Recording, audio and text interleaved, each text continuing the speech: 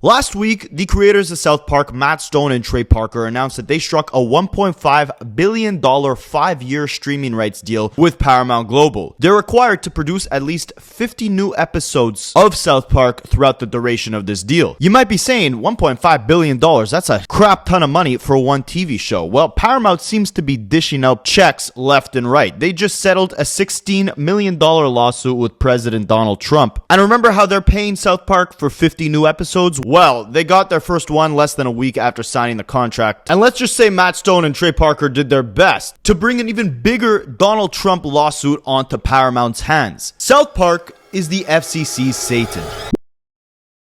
Hey, welcome to Foxtails. If you're a Lobry or a Gentlegram, drop a comment. If you have no idea what I'm talking about, then thank you for giving this brand new channel a chance. I've been rotting my brain for 25 plus years with a slew of TV shows and movies, training for the very day today, where I will now deliver you my exquisite opinion on all of my favorite, the finest of fine pieces of cinematography. So, did you guys know that the last season of South Park was over 2 years ago in 2023? We only got 6 episodes, one of them co-written by ChatGPT. But 2.5 years later, the boys are back. Season 27, and I've been saying for a while, South Park has not been what it was in its glory days, but they captured all the best feelings and elements of prime South Park with the first episode of season 27. Now, aside from South Park, the FCC Satan being back, South Park's Satan character is back. And there's a couple different holes that they try to patch up in this new episode, but correct me if I'm wrong, the one inconsistency that doesn't get resolved is the fact that, wasn't Satan dead?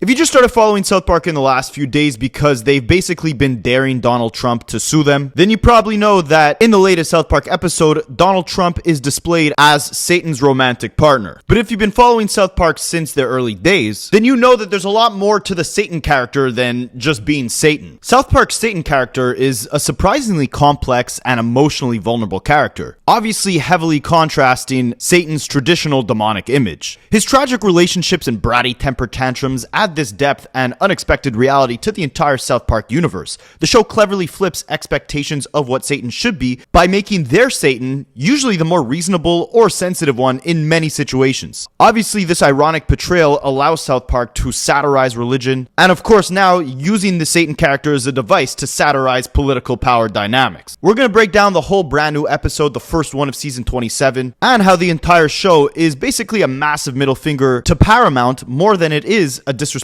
to Donald Trump. They also use Cartman as a device to potentially tease this possibly being the end of South Park as we know it. And Matt Stone and Trey Parker have said that if South Park ever were to end, it'd be because an external force shut them down. Could this Donald Trump Paramount drama be the straw that breaks the satanic camel's back? Well, we're going to touch on that, but speaking of satanic, I want to jump into a history of the Satan character within South Park. Because although Satan did make a lot of appearances in early episodes, I don't think the character gets enough love for the iconic moments that he's been the center of, or even many of the valuable lessons that he's taught. Like in this brand new episode where he emphasizes to the world that Donald Trump isn't working, he's just making memes all day. Or when he whines to Trump about seeing another post on Instagram allegedly exposing Donald Trump about being on a certain list. This is exactly how I would expect Melania to react after seeing all the headlines about this list stuff. But this is not the typical behavior of how you would envision a satanic character on a TV show that has arguably raised the most hell in TV history. So, South Park's Satan character, of course, is the ruler of hell. Or was, I guess. Again, last time we saw him, he was dead, and now he pops back up as Donald Trump's lover, so I don't know. But yeah, anyways, he has constantly throughout the series found his way into the town of South Park to carry out some schemes with the boys. Of course, long before he started dating Donald Trump, Satan has always been an openly homosexual individual, and many people believe that Satan is depicted as homosexual on South Park due to the fact that homosexuality is considered a sin within Christianity. But anyways, in Satan's earlier days, he was in a relationship with Saddam Hussein, the former president and dictator of Iraq from 1979 to 2003. And if you notice, the new Trump character in South Park, and yes, I say new Trump character because Mr. Garrison, the school teacher, used to play Trump. We'll get to that a bit later. Yeah, well, this new Trump character has the same voice and is animated the exact same way as Saddam Hussein used to be. And of course, Trump is now the one dating Satan, and Satan even says Trump reminds him a lot of his old ex-boyfriend. And Trump even talks about bombing Iran, but mistakes it and says bombing Iraq, which makes you think, in the episode It's Christmas in Canada, Saddam Hussein was disguising himself as the Prime Minister of Canada. Maybe he's now disguising himself as the US president? But anyways, back to Satan. He's not just this loving boyfriend who constantly gets mistreated by his partners. Satan has a long, extensive history. Yeah, he rules hell, but he's also tried to take over the world. He had a boxing match with Jesus once. He can sing, he's able to travel dimensions. In one episode, Kenny gives him the strength to defeat his ex-boyfriend Saddam Hussein, and Satan gives Kenny one wish, and that's when we realize Satan has the ability and power to warp reality and reverse all damage caused by war. And by Satan himself. He also throws himself a Diddy party, and this was way back in the day, before we knew how much baby oil was being consumed at these Diddy parties. Now, Satan's first appearance in South Park is way back in February 1998 in the 10th episode of the first season called Damien. Damien is Satan's son, but for some reason he joins the South Park classroom and all the boys start making fun of him, Cartman particularly. And this enrages Satan's son, so he demands Jesus be brought to him, and they set up a pay-per-view type boxing match between Satan and Jesus. Cartman, Kyle, Stan, and Kenny, and Chef start training Jesus. Jesus ends up winning the fight, but this was Satan's plan the whole time. He got everyone in South Park to bet on him, boosting up the payout for Jesus if he won, and then of course Satan was the only one who bet on Jesus and got rich off it. With Saddam Hussein being a prominent character in the first episode of the second season in 1998,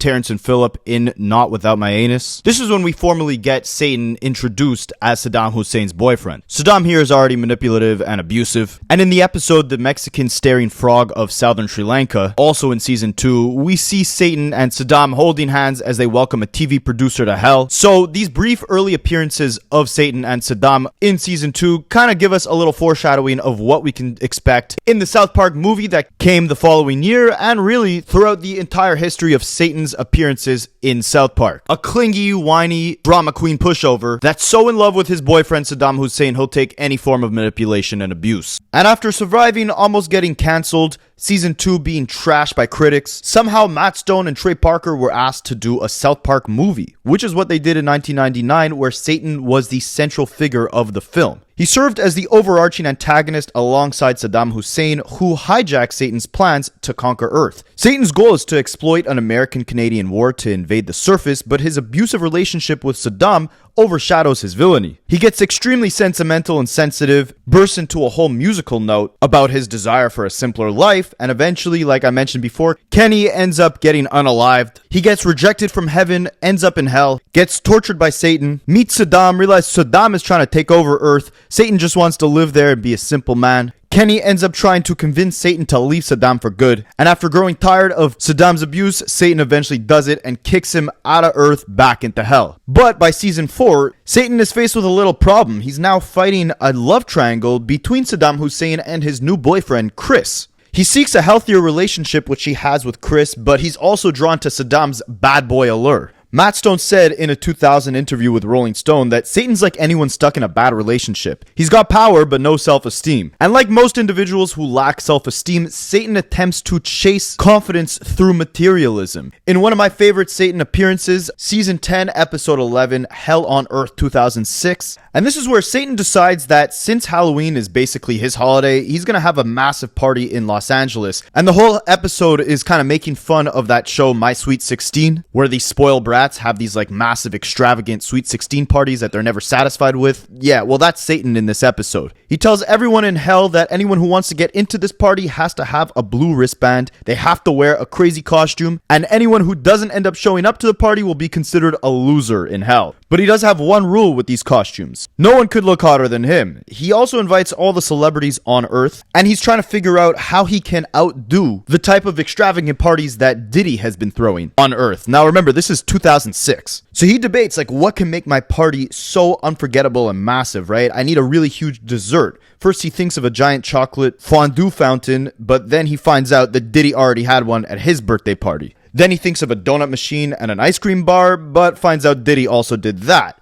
So finally, he decides to get a massive Ferrari cake. He recruits the best members of hell, Ted Bundy, Jeffrey Dahmer, and John Wayne Gacy, to get the cake. Meanwhile, the Roman Catholic Church did not get an invite to the party. They were very angry about it, so they called the fire marshal as the party was going down to ruin it. And at the same time, it's Halloween, so things are getting spooky with Cartman and all the boys. They realized that they could summon the late rapper Biggie Smalls, who was ironically signed to Diddy, the man who Satan's trying to compete with for a more luxurious party.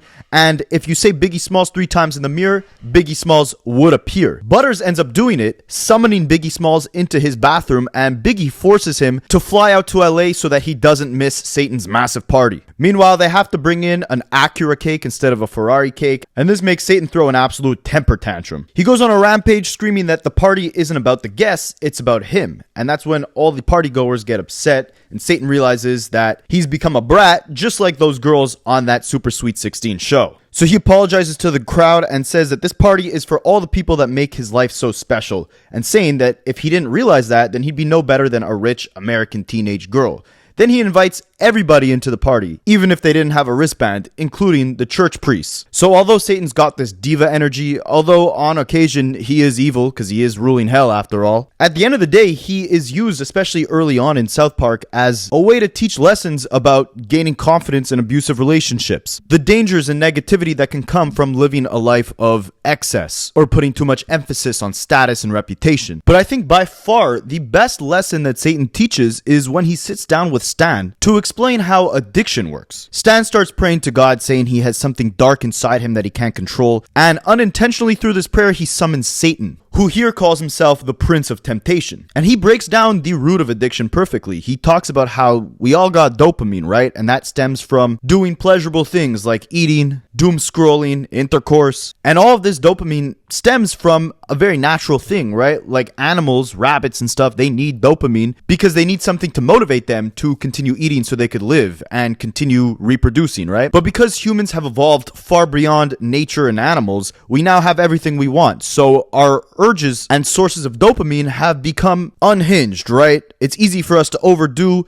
and crave things in abundance that probably aren't good for us. And Satan compares it to a diabetic, right? Like you eat too much sugar or gluten or whatever, and you get a chemical imbalance from your liver that makes you diabetic forever. Kind of the same thing with addiction problems, right? You do something too much because that thing is giving you dopamine, and now you have a dopamine imbalance where you need an extreme amount of dopamine either from that horrible thing that you're now addicted to or from something else that could fill the void. That's why you'll see a lot of people quit smoking and start eating a lot more because they can't put the cigarettes in their mouth, so they gotta put something else in their mouth to get that same type of dopamine. If you watch that episode, you'll see like he really breaks it down to a T, and it kind of gives you like a perspective on how to stop your own cravings and addictions just by hearing Satan break it down so logically and simply, right? So if I end up titling this video South Park is Satan, it's because just like the over dramatized demonic character within the show that actually ends up teaching its viewers a lot of lessons, Matt Stone and Trey Parker have designed South Park to be so brash, so controversial, so dark and twisted that it actually ends up teaching its viewers lessons about the realities and flaws within society and within the world, just like their Satan character does. So if you came to this channel from my hip-hop channel, you know that this is what a rapper would call a double entendre, right? South Park is not only raising hell in the corporate offices of these television giant companies, they're also raising hell within their show, similar to how the character Satan raises hell, but just like Satan's antics end up transforming into a valuable lesson for the viewer to learn, Matt Stone and Trey Parker craft these episodes to be as insulting, as disturbed as possible, to essentially address dark truths about the world, right? And of course, that's what they did in this brand new episode, pouring a dumpster fire over the legal battles and controversies surrounding Paramount, Donald Trump, and the war that South Park has had to fight over the last few years for creative freedom. So yeah, South Park and Paramount, they've had a very complex relationships ever since really 2021, and it's been marked by major deals and legal disputes. In 2021, Trey Parker and Matt Stone signed a reported $900 million agreement with Viacom/Paramount, and this would fund the continued production of South Park from 2021 until 2027. But at the same time, HBO gets exclusive streaming rights to South Park, which they assumed meant the occasional double episode/mini movies that we would get in some South Park seasons. But then Paramount negotiates the rights to stream these South Park movies exclusively, and HBO gets screwed because they get less episodes. Paramount gets these double episode movies. They used to get a lot more episodes per season. Now the movies they're doing for Paramount are counting as 2 separate episodes. The waters are muddied. Basically, HBO had paid for exclusive rights to stream the South Park show and their new seasons, but at the same time, Paramount makes a deal to get the South Park movies. So they start giving certain specials to HBO, other specials to Paramount, kind of double dipping between both networks. Warner then sues Paramount in 2023, claiming that Paramount improperly diverted new South Park content to Paramount Plus and shortchanged HBO Max, violating their exclusivity contract. Paramount then countersues Warner. In the meantime, future South Park content completely gets held up as these two giants take each other to court. In 2025, Paramount then muddies the water even further, planning to acquire the company Skydance. And Skydance initially apparently had pushed back on the proposed 10-year content deal that Paramount wanted to do with South Park and interfered in negotiations, which prompted South Park creators Matt Stone and Trey Parker to accuse the company of meddling and even considering legal action of their own. At the same time, like I had said before, Donald Trump was filing a lawsuit against Paramount over a Kamala Harris 60 Minutes interview done on the network CBS, which is owned by Paramount. Trump controls the FCC. The FCC has to approve the merger between Skydance and Paramount Plus. So many people believe Paramount had settled this defamation lawsuit that Donald Trump had filed against them so that they could get their merger with Skydance approved by the SEC. At the same time, mysteriously and abruptly, The Late Show with Stephen Colbert had been canceled. Stephen Colbert is not the nicest individual to Donald Trump, which also makes people believe that maybe Paramount had canceled the Colbert show in order to please Donald Trump in their settlements over this lawsuit, right? This plays an important role because finally, very recently, Parker and Stone settle with Paramount and end up signing a new 5-year, $1.5 billion deal with them to produce 50 new episodes, 10 per year. And Paramount now has full access to South Park's back catalog, meaning that they can stream all the old South Park episodes exclusively on Paramount Plus. And if you pay attention to the intricacies of this episode, you'll notice it's more of an FU to Paramount than it is to Trump. Don't get me wrong, it's an FU to Trump. 100%, 2 double middle fingers, larger than the wiener they portrayed him to have in the episode, aimed right at his orange face. So let's kind of break this whole thing down. Now, shout out to Johnny Tucelos. I'm sure if you guys are watching this because you're fans of cartoon commentary, you know about this channel. He offered some amazing perspective into how this was really Matt and Trey teasing the fact that with all the controversy going down between Paramount, between their legal wars with HBO, between the court battles with Trump, between the battles with South Park and Paramount themselves, this could be the end of the show as we know it. And they expressed this message through the plotline of Cartman throughout the episode. The episode starts off with Cartman waking up and wanting to listen to his favorite show on his Alexa device, NPR, because as he puts it, it's where all the libs whine and cry about stuff. He quickly discovers that Trump had canceled the show. Cartman starts worrying that woke is now off limits because Trump's in office. But as Johnny Tucelos points out, there's kind of this metatextual twist within Cartman's reactions and later actions about the death of woke culture, right? Cartman is genuinely sad that woke culture is dead. And the joke isn't that he obviously aligned with progressive ideals, it's that he thrived on their existence because they gave him something to rage against. He loved the irony of listening to NPR not because he believed in it, but because he enjoyed hearing the liberal tears. That is Pete Cartman. But it gets deeper when you think about the fact that this is not just about Cartman, it's about South Park itself. Cartman's existential crisis is a mirror for the show's own contemplation of its existence. For decades, Cartman has functioned as the vessel for some of the most offensive, reactionary viewpoints imaginable. Some might call him satanic. But his actions were always satirical, they were always for himself to get a good laugh. But in today's media landscape, where extreme views have become mainstream and irony gets lost in bad faith discourse, how do you satirize a world that has essentially caught up with your most absurd characters? Like Johnny pointed out, you can go on Twitter and see people quoting Cartman clips to justify hatred as being based. They missed the point. The line is now blurred between satire and reality. So when you see Cartman suffer an identity crisis because woke is now dead, it's not just a joke. Matt Stone and Trey Parker are speaking through Cartman. His arc in this episode isn't just a commentary on how his role in the culture is changing, it's a reflection of the show's place in an environment where satire has to compete with real-life extremism that no longer feels exaggerated. Cartman ends up resorting to unaliving himself if woke doesn't get revived. And you could see throughout many of the different plots in this episode that this is South Park raising hell to a degree higher than they ever have before, and while questioning the future of their own existence, they speak through Cartman to say, we're gonna be burning everything down. So what does Donald Trump have to do with this? Well, like I said before, Trump is animated and voiced in the exact same manner as Saddam Hussein was about 20 years ago, indicating that Matt Stone, Trey Parker, they see a lot of similarities between the two very powerful figures. Only this time, Trump isn't so much of an abusive boyfriend to Satan, but instead an egotistical maniac threatening lawsuits left and right and forcing the country to integrate Bible teachings and accept Jesus Christ into their lives and into their schools while eliminating anything woke. The old PC principle, politically correct principle, is now power Christian principle. Jesus is lurking around the school, and Randy, Stan's dad, is not too happy about this, right? So they're looking for Trump, thinking that Garrison is still Trump. They barge through Garrison's door, realizing that he hasn't been in office since like 2020. And it's now what is likely Saddam Hussein in Donald Trump's body, running the White House, going hot and heavy with Satan, who, again, I don't know if I even mentioned it, he had died in like 2022. He was fighting off Man Bear Pig. He was actually,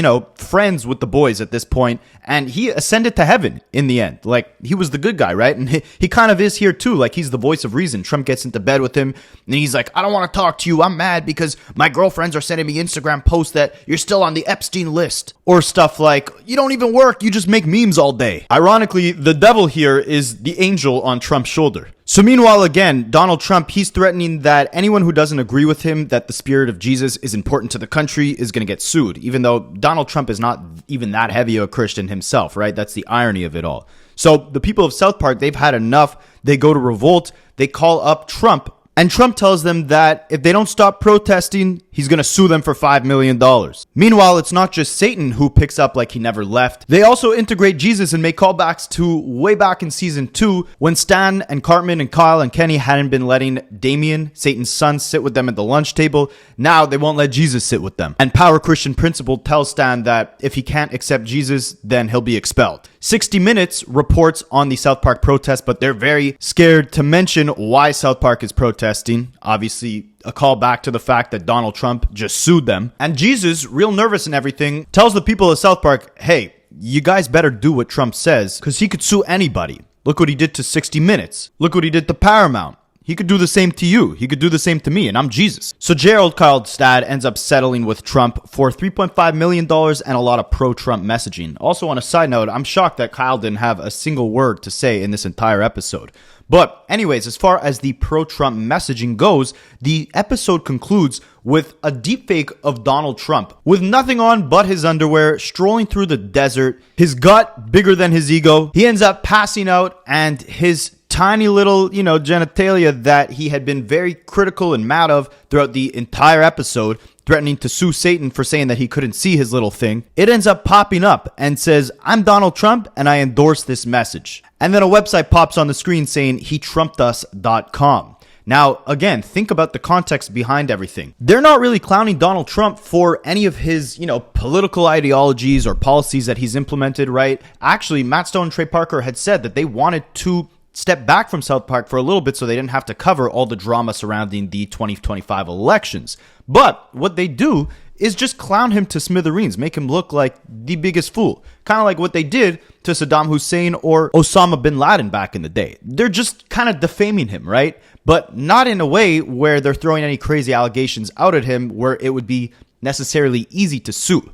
But the hilarious part is that he just sued Paramount, the company that now owns South Park, over defamation. This is the first episode Trey and Matt are releasing on Paramount after signing their new deal that took years to finalize, that they were extremely frustrated about, even calling it a crap show. They're showing Paramount, even though you tried, you can't censor us, and we'll teach you a lesson about your conforming BS by raising hell, clowning on Donald Trump in the first episode we released with you, right after you just settled the lawsuit with him. And if you go down and we go down because of that, at least we went down swinging. They've been again lost over the last few years, not just because of the current, social and political state of the world, with woke and anti-woke being so polarized, but also with all the censorship and legal disputes between HBO and Paramount. They haven't really had a comfortable home to host their content over the last few years. So just like how they portray Cartman in the episode, they're lost. But just like Cartman, they're basically sending a message out to say, hey, if we got to go down due to all this external drama and us not fitting in this setting,